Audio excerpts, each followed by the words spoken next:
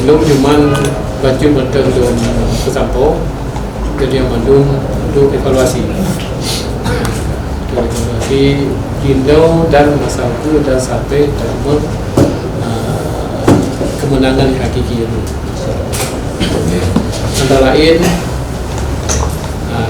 ditanya dalam pesta demokrasinya sebanyak mungkin takawut suara dan Pak Menteri ngomong ni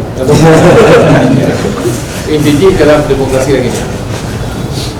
Memang pun banyak belum harap sih Patio dengan madu musuh yang muda pada saatnya kata bayi gerak langkah. Jadi sampo dan saya mesti sudah yakin bahwa dia baik punya ko, beda genggo, beda fitnah go.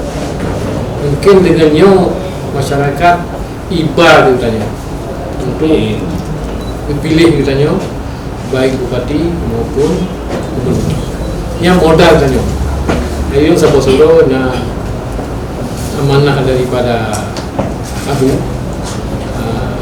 bahwa Malim nya kunci untuk kemenangan.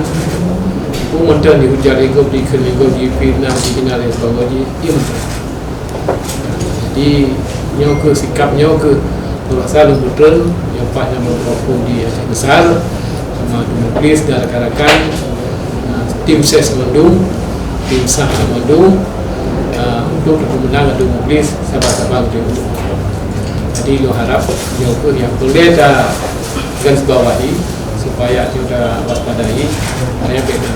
Walaupun perusahaan tak kalah buat pilih. Kita nyoba dengan sikap laginya dia oleh satu partai lokal yang dihujatkannya, yang dihina kita segala macam. Cuma itu.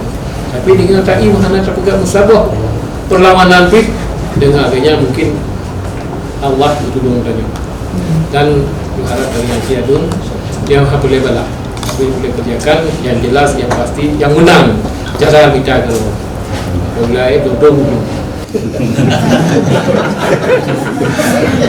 Padahal tak dikira dah. Ini ada yang teknik.